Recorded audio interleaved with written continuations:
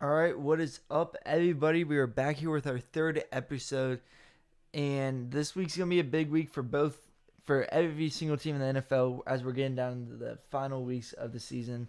So let's just welcome back our crew. We got Jackson here. Jackson, how was your weekend? It was all right. All Didn't right. do too much. Just watch some football. Yeah, no cheese on Sunday, and we got Sam. Sam, how was your weekend? Yeah, pretty sucks. Got eliminated in fantasy. Thanks to Michael Thomas. Yeah, I got eliminated 2 weeks ago. Anyway, okay, let's get right into it, guys. um, since it's Tuesday, not much is going on. We just want to keep you guys updated. But something that did just get announced was the 6 Pro Bowlers going to the Pro Bowl, and those were Mahomes, Eric Fisher, Anthony Sherman, Travis Kelsey, Tyreek Hill, and D Ford, but no Chris Jones. What are your guys' thoughts on Chris Jones not making the Pro Bowl? Should he have made it? You go ahead, Jackson. All right. Well, I think it's ridiculous, but I mean, he just wasn't a big name all season, so I understand why people didn't vote for him because the name recognition wasn't really there as it was for some of the other players. But it does frustrate me that someone that performs as well as he did at all, you could argue an all defensive first team player doesn't get in, and a guy who really isn't that good, Eric Fisher, does get the cut. I don't like that. For sure, for sure. I totally don't. I totally agree with you. I feel like if anybody should have made it, is Chris Jones. What is he like? If Von Miller didn't get half a sack on last Saturday, he's the leader in the AFC for sacks with 14, which is crazy. So either the number two or number one leading sacker, whatever I don't know how you pronounce it, but didn't make the Pro Bowl. That's unheard of. I don't know if that's ever happened. I mean, we're not gonna look it up. We're not like ESPN here where we just pull stuff up. But I feel like Chris Jones definitely should have made it. That's the one thing I don't like about fan bases. Chris Jones is very under. Is like no one's talking about him, and when they talk about him, it's only during the games. Mm. Sam, what were your thoughts on that? Yeah, I think he's totally snubbed. And I mean, I don't know if I could necessarily blame on the Chiefs fan base because it seems like he's a fan favorite. Everyone loves the guy. Overall, it's not just one team they always vote for. I mean, there's always voters that just vote for the best players, and it seems like he's just so underrated. And his name really isn't out there. That most other voters that are voting probably just don't know the guy too well, and so that obviously that would hurt him. But he definitely should have been in there, and he should have been a starter in the Pro Bowl, in my opinion. Totally. Last Sunday, some none of us expected was the Steelers actually beat the Patriots. So, Dog Pound Nation will get you next year. Don't worry, guys. Hey, I predicted that the Steelers would win. Yeah, he did. Dog He Pound did. Nation. All right. Anyway, with the Steelers beating the Patriots, was that a fluke for the Steelers? Was everyone just on their A game, or should we expect more from the Steelers, or do we need to worry about the Pats now, who are on a 2-game losing streak and that are 9-5 and now have the third seed in the AFC? Jackson, we'll start with you. I think there was a mix of things. Pittsburgh's a tough place to play all the time. Really, the Steelers are never really a horrible team, and as long as they have Ben Roethlisberger at quarterback, they're going to be tough to beat at Heinz Field. But I think it was sort of a fluke because they really had to have the game, and them playing their absolute best football that they honestly could have. And I know they didn't have James Conner, but it took them playing one of their best games they've played all year, and they could only win by 7, and that was with New England making some horrible, horrible decisions, some bad penalties. Brady just threw a ball up in the air for a pick. It was one of the worst throws I've ever seen him make. Which brings me to the point, am I worried about New England? And I would say yes, to a degree. In the Brady and actually in their franchise's history, they've never made it to the Super Bowl with not having a first round bye, and currently they would be playing on Wild Card Weekend. So to answer that question, I think it was sort of a fluke for the Steelers, although I think that they are still dangerous, and I think that the Patriots are in a little bit of trouble. I like that. I like that. I totally agree with you. I mean, the Patriots. I feel like them losing to the Dolphins on the way they did made them like just go like their team chemistry. I feel like is not at the where it should be this late in the season. Like as weird as that sounds, it's a huge part in this game, and you need good team chemistry to do good because when everyone's like together, it's just such a better. It's just so much better as a team. And I feel like every time the Patriots lose, I I really don't see anyone blaming themselves. They blame somebody else. Like they don't blame somebody else, but they don't take blame for it, if that makes sense. Yeah, But I agree with you. Oh, I you go ahead. I feel like the Steelers, maybe it was just a fluke that they were good, but I don't see the Steelers going far in this playoffs. I disagree with what you said there, but a lot of your points I agree with. Like, I mean, it's seemingly never, the Patriots' fault. You have to keep in mind they haven't dropped 2 games in a row in forever, I know it's like and since 2000 like two four, maybe I think. two, something like that. It may have been another statistic I heard of that was 2002, but I mean, it's clear. I mean, I watched that game in the final drive. Brady made some very terrible throws, and it's not like it's not like that's not what you expect out of a great quarterback like that. So I think it wasn't necessarily a fluke. I think the Pats are just struggling because it's not like they drop 2 and then come back lots. Come back a lot because that hasn't happened in like 10 years. So they're in uncharted waters, and we've seen them struggle really badly. I mean, their defense especially has struggled mainly against the Dolphins, but I mean they didn't have James Conner in, and they were still struggling, and they're still were struggling just to stay in the game with the Steelers. And yeah, I don't think it was a fluke. I think the Steelers honestly are a great team. And I think it's the Pats are just kind of You think slipping down in the AFC. you think the Pats are the real deal? I mean the Steelers. Yeah, I think they have been the real deal. All right, moving on to the next Yeah. game. It was Eagles and Rams. Eagles were like a 11.5 point favorite in this game, so no one saw the Eagles winning. But Nick Foles led the Eagles to a good 30-23 win against the Rams on Sunday Night Football. Should Nick Foles be the starter without Wentz, with Wentz still being healthy, let's say next year? It depends.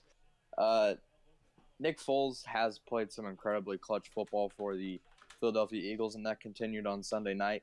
But then again, you have to think he had some very poor games earlier in the year versus Tampa and versus that. Nick Foles wasn't that good, and then honestly, I think that was more of just a scheme and a player matchup thing than just Nick Foles. But I will say that Carson Wentz, whenever he does get another opportunity with Philly, needs to play at a very high level, or else the concern is going to be high, and they're going to want to lean towards Nick Foles. Yeah, I think if Nick Foles, okay, let's just say the Eagles somehow make the playoffs. Let's just say they make the playoffs somehow. They beat the Texans and they beat the Redskins next week. They're what, 9-7? They'll probably make the playoffs, I would say.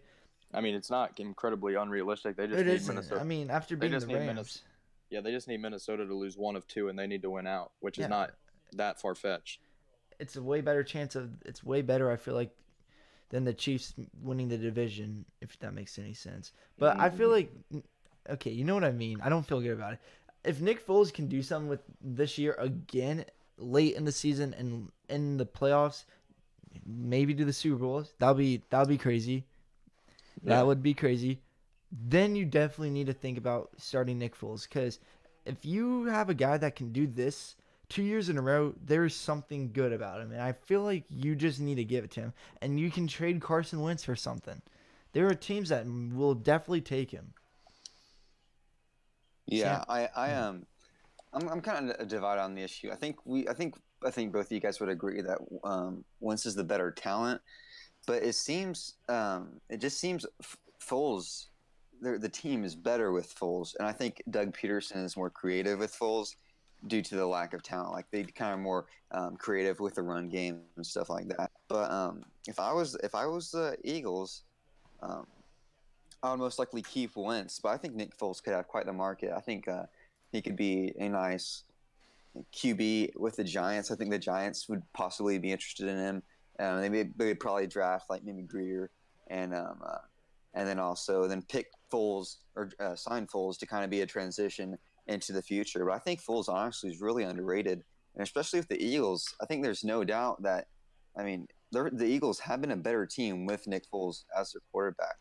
So if Nick Foles and Wentz are both there, I would start Foles, but I would also kind of instill into Doug Peterson that he needs to be more creative with Wentz as the QB because clearly he's a better talent. Yeah, for sure. Yeah, Reports are. Oh, okay, Jackson. If you guess on that, and I was just gonna say real quick. And Wentz this season, I don't think has been healthy really to a full extent. no. Which, with him, he was more of when he was healthy, a guy that could ad lib and make plays outside of the pocket, which is really hard to do with that injury in your back. So I would also put that into account as why Doug Peterson isn't calling so much creativeness with an injured quarterback. Yeah, for sure. Reports are coming in that Kendall Fuller might actually be ready for this Sunday, and the question is that I'm thinking about: if he even is ready, should we let him rest or play him? Jackson, start off with you. I'd say if he's physically ready and you feel like he can be a help to the team, then you absolutely play him. Listen, you're not playing meaningless football here. You're playing a huge game. This could possibly determine whether you have the 1 or 5 seed. So if you feel like he can give a boost to your secondary, even with that broken wrist, you 100% have to play him. You cannot rest him right now. Yeah, for sure. I mean, literally anything gives our defense a boost. I mean, that's not saying much. But I feel like it depends on if the Chargers lose. If the Chargers lose and he's like somewhat ready, then I say you rest him. But if he is fully ready and if he gets a full practice in on Friday, then let him play. And the Chargers win. I totally agree. But if he Okay. doesn't, if he can't get a full practice in before they leave for Seattle, there's no reason to start him. There's literally no reason. As bad as our defense is, I can't see it getting worse, and I feel like there's a good chance to get it worse. Okay, I mean, I see your cause for concern, but I don't think I don't think there's necessarily a benefit of resting him. He has a broken wrist, and he'll still be broken in 2 to 3 weeks. It's not like resting him will make the healing process quicker unless he re-injures it against Seattle. But again, as a corner, I mean, he played with a cast last week, and he played through a broken wrist last week, and so I feel like just keep he had a pick last week, and he's been one of our more consistent cornerbacks. So stick with what's working, and he did it last game, so I think he can do it again, and the most important game of the season, in my opinion. So I say you have him play for it, and if he's ready, definitely play him. All right. Yep. My big thing is that if you feel like he can go and he's going to be effective enough to where he can make plays, but if he can just go and force himself to play, but he's not going to be that effective, then no, because that's hurting us more. Yeah. All right. Going on to the next topic is the Panthers have lost 6 in a row. Yes, 6 in a row. They're 6-8, somehow still second in their division, the NFC South. If that tells you how bad that division is, even though they have the Saints. Yeah, they're Saints, but I mean it's one team. With the Panthers going 6-8 now, does Ron Rivera need to be fired at the end of the season, Jackson? Does he need to? Maybe not. Will he? Yes. What do you think? I think it's a tough call, but I think yes. He's never had back-to-back winning seasons as the Panthers head coach, Yeah, which in for this sure. league, you need consistency out of your coach, and it's not all on him. Cam looked terrible last night, Yeah. but it's not all in him. But unfortunately, it always seems to fall on the head coach because they need someone to blame and they want to change the scenery. So I think they will fire him. He's had a good run there, but I think this is inexcusable, the slide that they're on. Yeah, some I saw this morning is they pointed out that Cam Newton, his his shoulder is still messed up. I mean, he's not back to 100% if you really watch his film. He's not ready yet. But they needed him to be ready. And I feel like Ron Rivera, even if he does get fired, there's a team that really wants him because they've seen what he could do. Mhm. There's a team that will take him. It's just who. But I feel like he should get fired. I mean, after your season starts 6-2, then you go to 6-8, there's something really bad going on. Yeah, I feel like Ron Rivera isn't helping this situation, but at the same time, he's not making it worse. I watched the Panthers game last night, and I'm gonna be straight up honest. I love Cam Newton. I really like Cam Newton. He's actually one of my favorite quarterbacks in the league, but he played so terrible last night, and he has given so many opportunities to take that game. And I would honestly believe with the backup quarterback in, they probably actually would have won that game. It's not Ron Rivera. I don't think is making it worse. I think it's Cam Newton, and he is playing through an injury. But he just played terrible. Let's call it how it is, and he has played terrible the past 6-7 games. So I think does he need to be fired? No, but I think Cam Newton needs to step up. All right. Something I'd just like to bring up: the Bears finally won the division for the first time in 8 years. Are the Bears a scary team to play in the playoffs? Yes, to a degree. If you can score over 20, then they're dumb. Trubisky does not have what it takes to get in a shootout with you and win. Absolutely not. Yeah, agreed. The main thing is, though, they're going to get at least one home playoff game. Mm-hmm. And for whoever has to go there, I'm sorry, because it's going to be under 10 degrees probably, and that Bears defense is mean.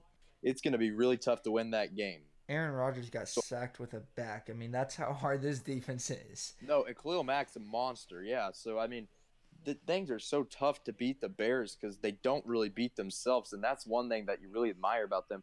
Trubisky, yeah, he's not anything special, but he doesn't throw games away typically. And so, you know, you're going to need a very good offensive outing if you want to beat those guys. So I would say, yes, they are scary. I totally agree with you. The Bears are scary, and I totally agree with you on the 20 points. As you can see, when they held the Rams to, 6 points, they won. Yeah. When they held the Packers to however many points they got, pretty sure they didn't get over 20. They got, 14? Nope. They got 17, yeah. 17. That's a very good point about how if the defense can do their part, Trubisky can get you the points. But he can't get you too many. And I feel like the Bears team, if everything goes good, I could see this team doing something. Maybe an NFC championship, but not Super Bowl. Yeah. But All this... right. Yes, Go ahead, I totally forgot. No, I totally forgot. I was about to skip you. Okay. Well, looking towards the Bears team and overall other kind of like the kryptonite of other teams, the Rams and the Saints have struggled against tough defenses. The Saints are kind of slipping, and so are the Rams. So I would not be surprised if the Bears did win the NFC because overall the Saints and the Rams have looked terrible the past few weeks, and the Rams and the Saints have both struggled against good defenses, and so it's not really a good matchup whenever you're playing the Bears and you're on a skid. So I think the Bears are very scary in the NFC, and defense wins championships at times, but I think they're very scary, and I think the Rams and the Saints should definitely be worried about playing them. However, though, do I think that they could go into the Superdome and beat the Saints? No. I don't think there's a chance. I think they can. It depends on what Saints team comes out. Well, the Saints, the last 3 weeks, we've been making a big deal about the Saints not being well, but those have all been road games. That's a 3-game road trip they've been on. You have to score more than 12 points usually to win a game on the road. I mean, usually, but that says something. And then what? They were 1-2 on this road. They were 2-1. No, they were 2-1 on it. Yes, they only lost to Dallas. They beat Tampa and Carolina. Oh yeah, that's right. For some odd reason, I was like, no, they lost to Tampa. I mean, Carolina. They struggle with Tampa, but no. And Carolina. I understand what you're saying, but it's scary when a team isn't playing nearly anywhere near as good as they can, and they're still winning. Like that. But it's against the Panthers and Buccaneers. Yeah. Okay. Yeah. If this was against the Bears, and let's say the Patriots. That'll be great. But the Steelers play the Saints this week, and I don't know. It's probably home for the Saints. But anyways, if you can do something with this, if you lose to the Steelers at home, then there's definitely some talk about. Because this can just be a hot streak in the regular season, but you could suck in the playoffs, and that would not be good. But Breeze is a different quarterback at home. Statistically, he is insane at home compared to the road. To be honest, he's very average on the road for his entire career. But when he gets in that Superdome, man, something special happens. I don't know what it is. All right. Since it's week 16, as Soren said, there are some Saturday games. The first game is trash. Redskins at Titans. I just want a quick game pick. We can go more in depth about the next game. But Jackson, who you see winning? Redskins at Titans. I'm going to have to take the Titans, man. They look like a more complete football team. They proved me wrong. I thought they were going to lose to the Giants. And the Redskins, yeah, they did beat the Jaguars, but I don't see it happening again. I'm going to say, man, this is not going to be a pretty game because the Titans are never consistent, but 27-10 Titans. 27-10 Titans, okay. I see the Titans crushing this out. I see the Titans crushing the Redskins out. I see Titans winning this one 20. Let's say 23-7. This is going to be a blowout. The Giants just won 40 to what? 0-3 or something? Yeah. I see this being ugly. And also, remember when I said the game for the Redskins and Jags was mainly going to be field goals? I mean, yeah. Everyone thought it would be low scoring. All right. Anyway, Sam, who do you see winning Titans at? God dang it, Redskins at Titans. Okay. Like I said last week, you don't know which Titans team will show up, and the good one showed up against the Giants, and I'm cheering for the underdogs and the Redskins. I'm hoping that they can possibly make a playoff appearance, but I just can't. I think the Titans will win it. Yeah, I think the Titans will win it. I think it'll be a 20-17 game. I think it'll be pretty close. All right, next up is the Ravens at Chargers. This is a huge game for the AFC. Not just both these teams. This is going to determine probably the AFC playoff seedings. Jackson, who do you see winning this game? And be honest, do not be biased. It's not even being biased. Oh, all right? Boy. I'm taking Baltimore. I know where this is going to go. And here's why. Rivers let's be honest, he was clutch, yes, but he did not play a very good game in Kansas City. Now, and that's versus the worst defense, to be honest with you. We have to have the worst defense. Easily. We're the third worst defense. In my book, you're the worst. Yeah. Now you're facing the best defense statistically in the NFL. And if you make those same mistakes, they're not going to let you back into the game. They're riding a hot streak. I get it. But listen, I just feel something coming up here. I feel like Lamar Jackson is going to get the job done. Because what can Baltimore do? We saw him do it to us. They took a lead. They ran the ball. And we didn't get to see the ball very often. I know in the fourth quarter, we got to see it 2 out of the 15 minutes. And if they can do that versus the Chargers, which I predict they will, then I see them winning the football game. I like it. Yep, totally. If the Ravens can hold the ball for more than 40 minutes, which is doable. Yes. I see Ravens easily winning this one. But if the Ravens hold the ball for under 30 minutes, they lose. But I see Ravens holding the ball for around 35. This will be an overtime win for the Ravens, 30-27. Sam, what do you got? All right. I thought you were going to continue there. No. I try not to be biased. I'm saying I'm not going to be biased, but you just can't necessarily tell. I'm going to be real with you. The Chargers shouldn't have won the game in Pittsburgh.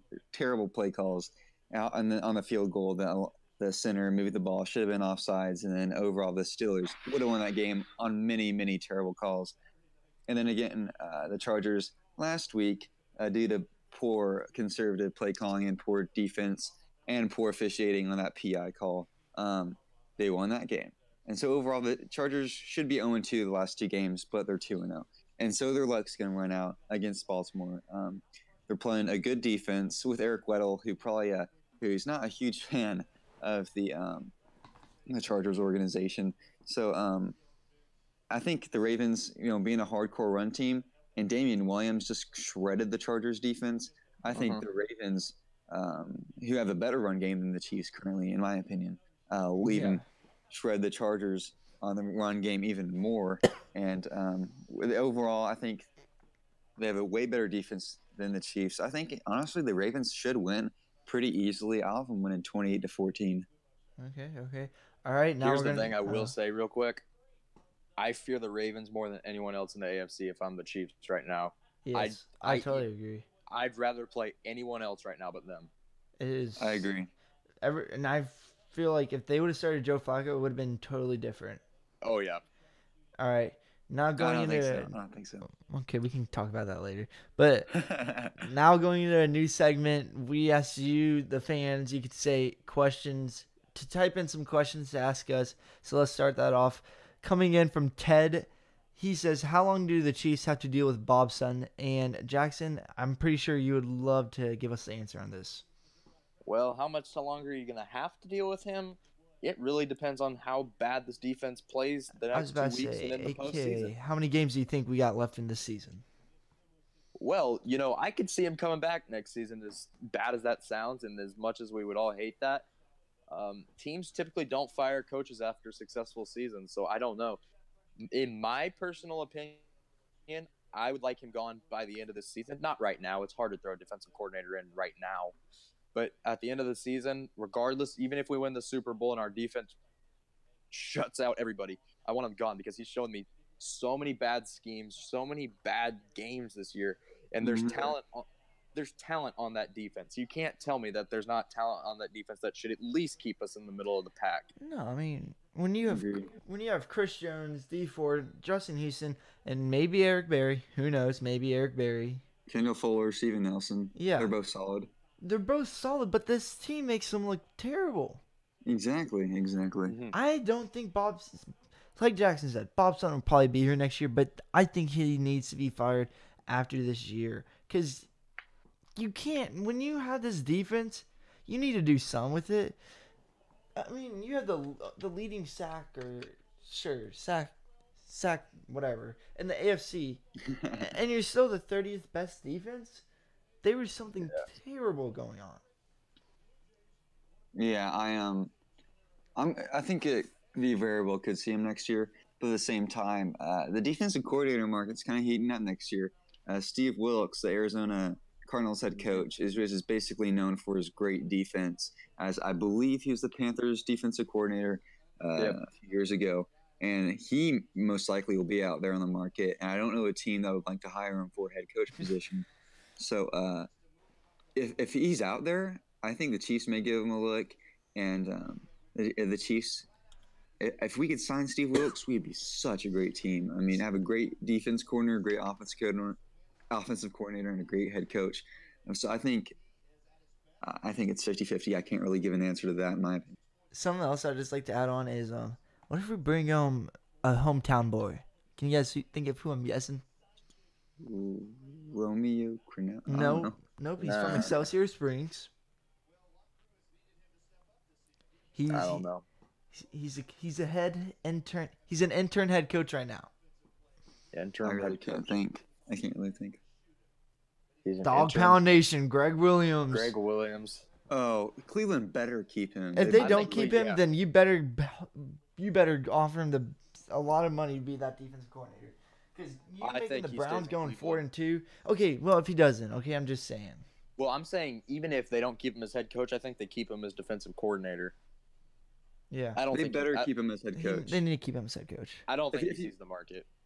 I'm gonna basically kind of ask a question here. I mean, he's going 10-6. I mean, he averages around 10-6, 9-7 per year with a team that just went 0-16. How in the world would you not let the guy be head coach? They went 0. Took over they an went absolute 1-31 in the past 2 years. I know, and he took over an 0-16 team with Hugh Jackson, who basically left him a bunch of crap to deal with, and he's averaging. If you do it throughout a season, he'd have around 10 wins or 9 wins, so which playoff caliber team. Yeah. The Browns should definitely be interesting next year. All right. I have a question on my story that I let people ask, and since I do run a Royals page, it was Royals So I got a question from the KC Royals universe that said, I doubt they will, but do you think the Royals should pursue Mike Moustakas for a cheap deal? And I'll hand it over to Josh. What do you think about this? No, no. Right now we're in a rebuilding process. Do not offer any big contracts to any big people. Keep them below, like, if you're above 30 years old, definitely you're gone unless you're somewhat in the bullpen. If you're in the bullpen or starting rotation, those are the only two exceptions I will take. But bringing Moustakas back will actually be a bad move for the Royals. They already moved on away from him. So why bring him back when you already have Hunter Dozier, who may not be the best third baseman, but I feel like he's good enough for this team to do something. Because I like Dozier and O'Hearn in the first and third corners. All right, Sam. All right, I say yes. You do the exact same thing you did with him last year. You buy the guy and you flip him, which basically is you buy him cheap, flip him high. Hey, why not get an extra few prospects? Buy him. Sign him for the season. No, definitely not. But I think signing him, proving his value, and then trading him off to a team for a prospect or just a guy, just a solid minor leaguer that has some upside. Definitely. I think. Dozier, he could just be a DH, and Soler and him could kind of sub in here and there. I think it'd be a great idea to bring him back. All right. Yeah. Oh yeah, keep going. I was just gonna say that it can't really hurt too much at this point because I doubt Moustakas is gonna get anything more than $10 million a year. There's teams looking for him, but since we have so many questions, we're just gonna do some quick rounds here. Okay, we want to get through everybody's. Coming from Bloody Nose Zero, yes, that's his name. He asks, what's the most effective move the Chiefs can make right now to aid our defense?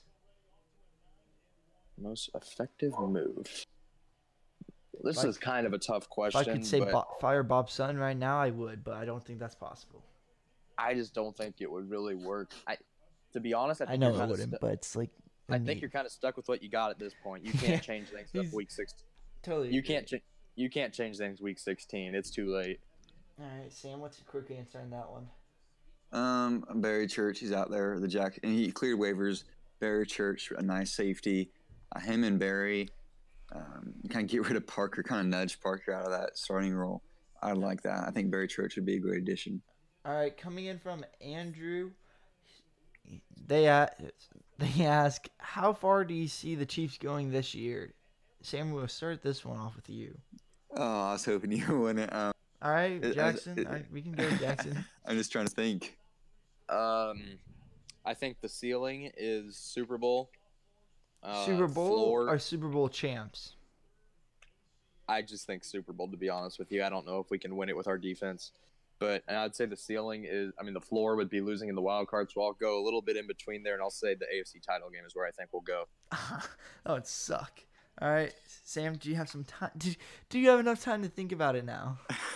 Well, I think like he brought up the ceiling floor stuff. I think the ceiling Super Bowl champs, but I just don't.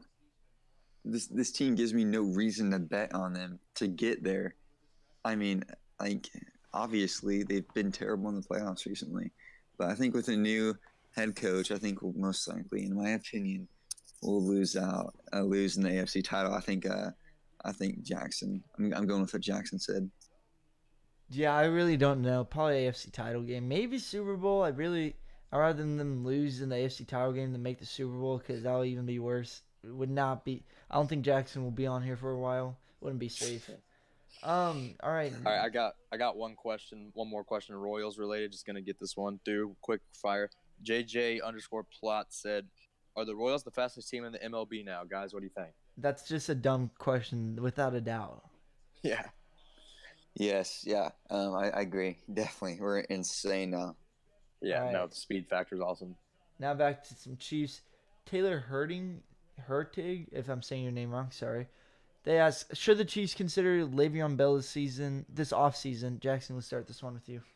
I feel like we keep going over this. It's like Groundhog Day. No, you're fine. You have Damian Williams and Darrell Williams, who both look good. And if all hits the fan, draft one or keep Sarkandrick. Your backfield's fine.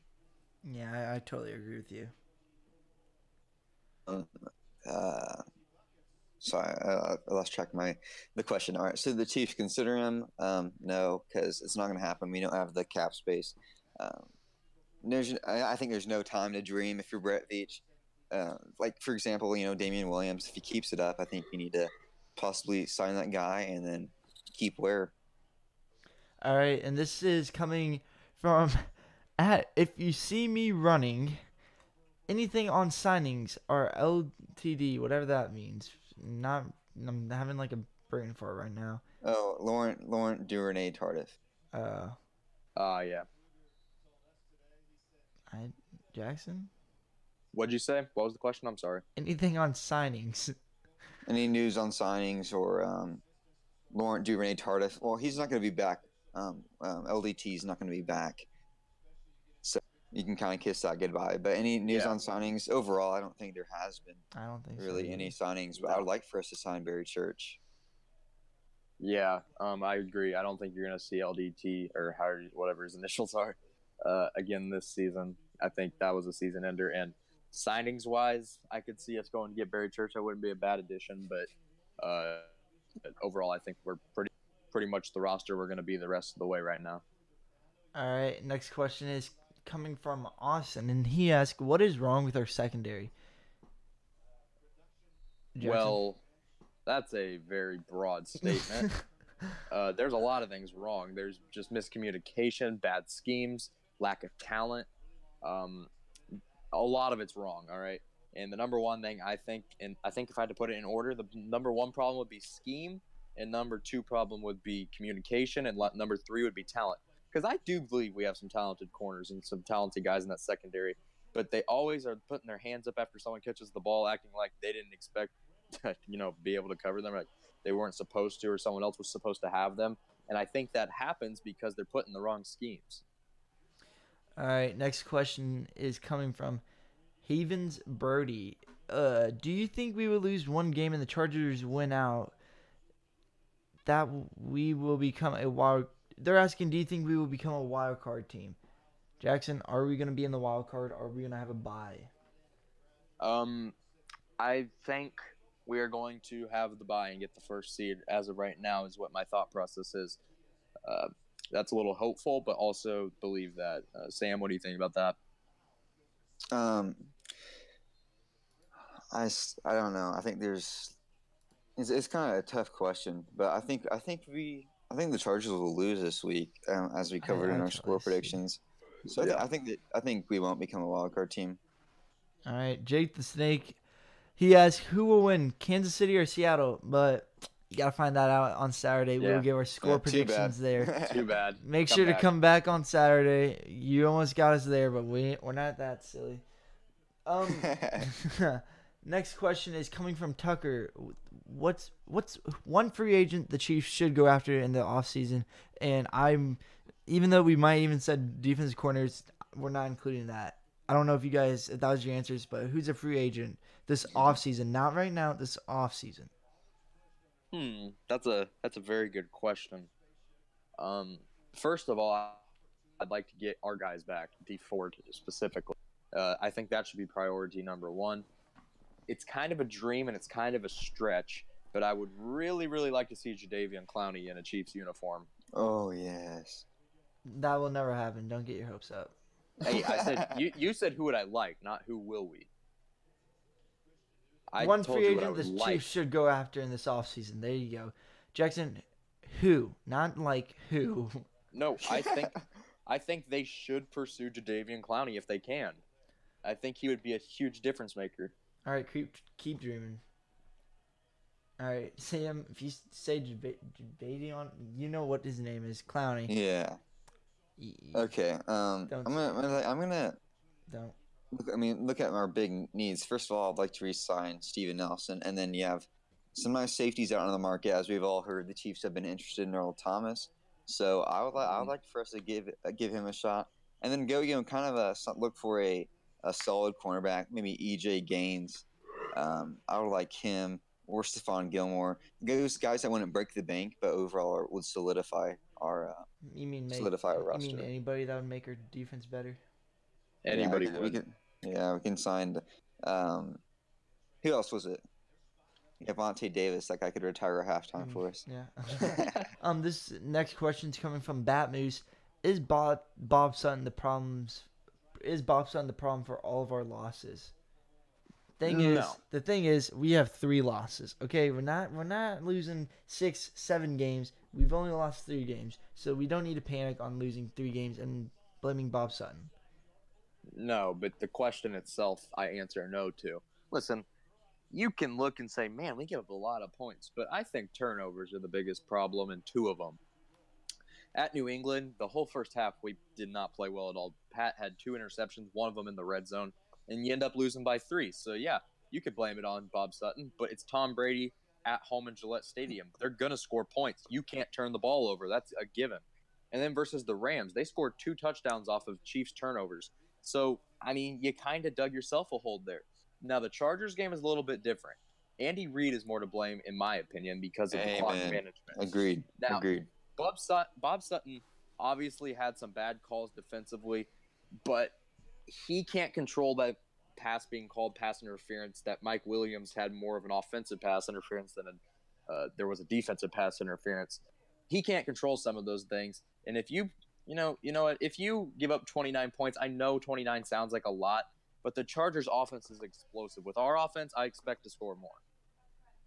I totally agree. All right.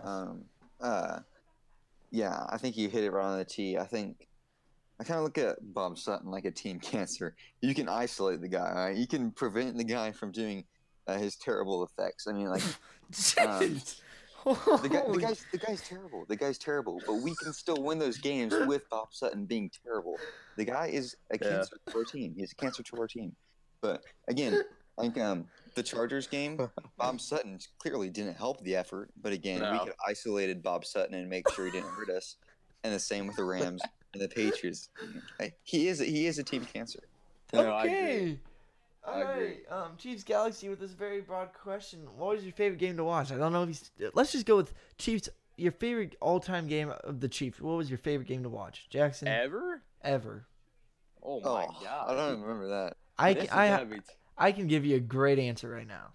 Okay, I'll give you the one that I'm gonna say, and maybe not a lot of people will agree with this, but it's the game. I think 2016 or 17 at Denver, where Santos hit it off the goalpost and we won the game. That game was stressful, not fun. Because we never could. It felt like we could never beat them in Denver. We got down 8, and we just made that crazy drive. Oh yeah, Tyreek Hill. With like 1 second left, but he wasn't. And then he gets up, and we get the 2 points to Demetrius Harris, and then it looks like it could end in a tie, but they miss a field goal. We get it back. Butker hits the goalpost. Colquitt's already holding his head as if he thinks it's going to be missed. Santos. Overall, that was just one of the most fun games ever. And, typically those don't go in our way, but this time it did. So that'd be my favorite. My favorite game is against Houston in the wild card. The first play, kickoff return for a touchdown. Yeah. I was at B-Dubs that game. I will never forget that. I was going to say that, but I don't want to be redundant. But, yeah, that was an awesome game.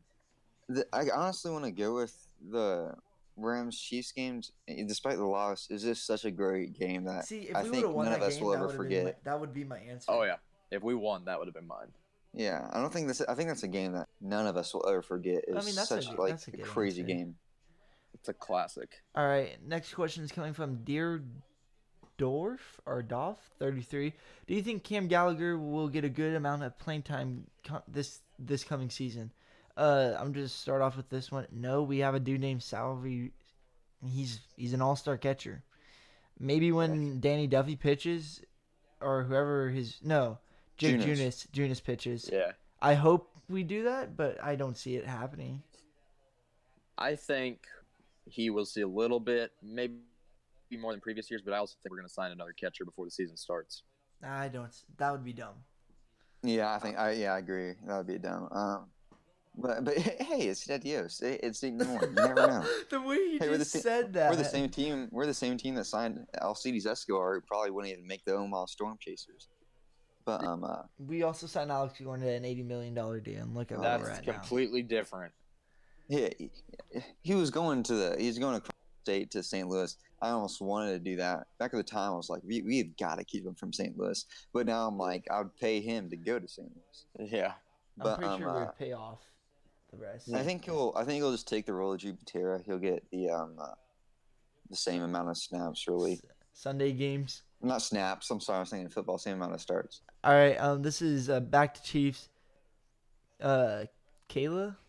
Kayla asked, will Barry play all 4 quarters against Seattle? I can't give you an answer, but if this is coming from me, I say no. Maybe they play him 3, but I don't see him playing 4.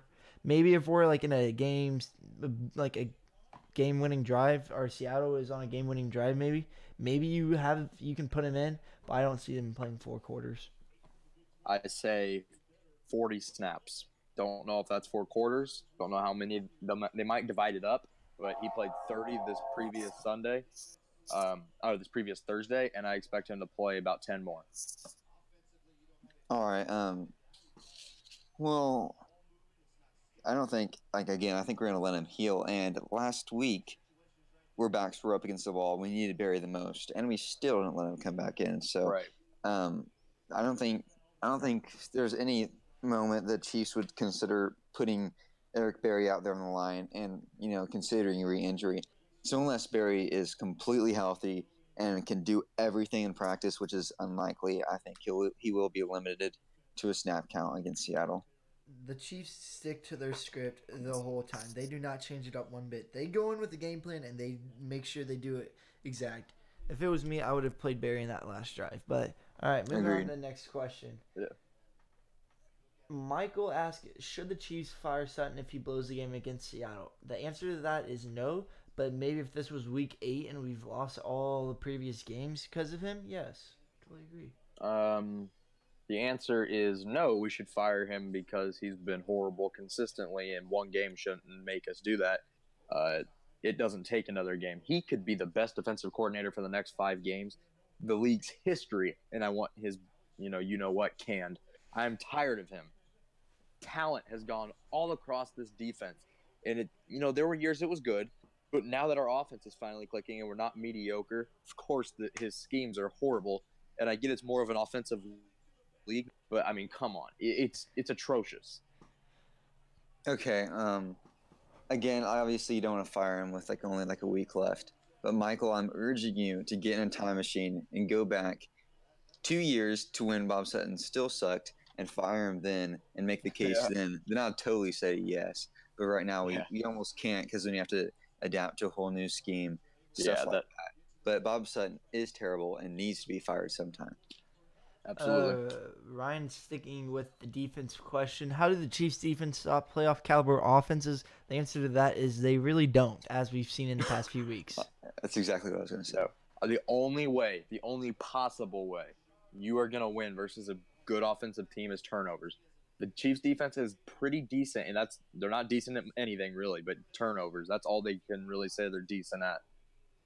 And they forced 2 on Thursday night, which really helped, because if they wouldn't have, the score would have been even worse. I bet the Chargers would have put up at least 38, somewhere around there, if we don't get those 2 turnovers. And that's the only way you really can stop them, because your run defense is atrocious. You don't touch a guy until he's 10 yards past the line. No, they don't touch. I like how you said they touch. They do not tackle. They touch. They don't even touch him though. It's untouched up the middle. It's embarrassing. And then during the pass, if one guy makes one cut, an average receiver makes an average, you're burned. Goodbye. 15 yards at least. It's sad to say, but I don't think you can keep up with them unless you force turnovers and mistakes, which is why Bob Sutton needs to disguise blitz more often, because when he does that, quarterbacks feel the pressure. They get the ball out quicker, but you're in coverage, so you can make a play on the ball. All right. If you guys say yes to this question, then we need to have a talk. Should the coach bench Pat and Hill and other people until the playoffs? Jackson, we'll start with you. Oh my God. No. You gotta read what the fans ask. What kind of question is that? Okay, buddy. If I don't know if you saw this last week, but we lost, and we had them. If we clinch,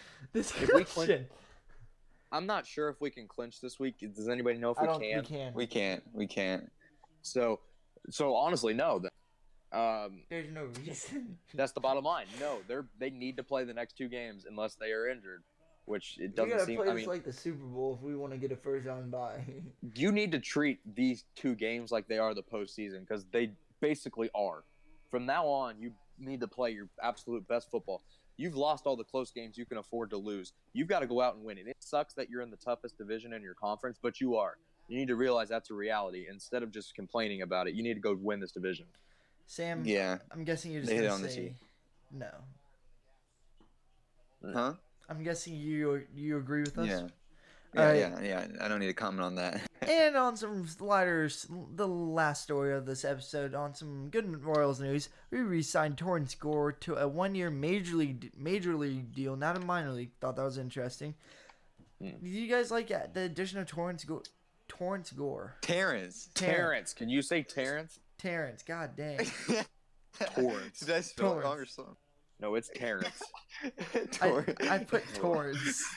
I'm crying. I'm about to cry. You said Bob Sutton's Torrance. cancer, so I mean, okay. Yeah, Hey, at least he is cancer. At least he is cancer, though. At least he could pronounce cancer. Come on, Josh. Terrence. All right. In Torrance seriousness, Watson. on all Sorry, I was watching seriousness, Mizzou basketball. Terrence Gore cannot hit for anything. I think he has 1 career hit. No, he has 0. No, he got one with the Cubs, I think. I think you need to check that because I saw an Instagram post Okay, about well it. then he has 0 with the Royals. Okay, yeah, and that's just as bad. It's embarrassing. I can't see a situation where you're sending him to the plate. He's an outfielder, and your outfield is the most crowded spot on your entire team. So it's just pinch running opportunities, and I really do think he'll be a storm chaser more than he'll be a Royal this year. Even though we signed him to a major league contract. You know, he did, but I just don't see him. I don't see a spot for him, really. You're definitely not going to put him at DH. Oh, my God. The dude cannot hit anything. I've seen him play live once, and we were playing the Nationals. We lost 13-2, so they put him in left field. And they hit a fly ball, and the stadium erupted when he caught it because no one thought he would actually be able to catch it because no one's seen him. Like, he looks so scrawny and tiny out there. It's hilarious. Yeah, I think it's somewhat a good move, but like again, like signing him when we're contending to where he can come in and Yeah, I was about to say.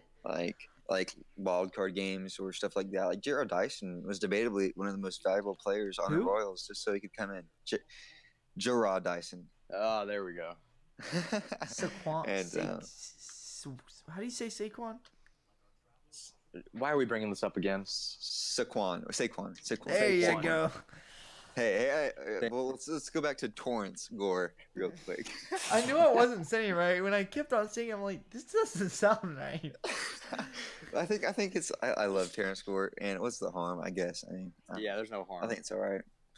All right, that wraps up our Torrance Gore episode, guys. We'll be back here Saturday. Talk about. We will be probably talking about the Chargers games because that will be going on as we're doing our podcast. Saturdays, Yep. We usually do them around 8:30 p.m. Central Time, so make sure to be there. Other than that, you guys have anything to say before we go off? Thank you all for tuning in and send in more questions. We'd like to answer those questions. Yes, I really enjoyed questions. Make sure to sub and like this video. Comment down some questions. Comment down who we should have in this. And yeah, other than that, this has been KC3 Takes. See you guys Saturday. Peace.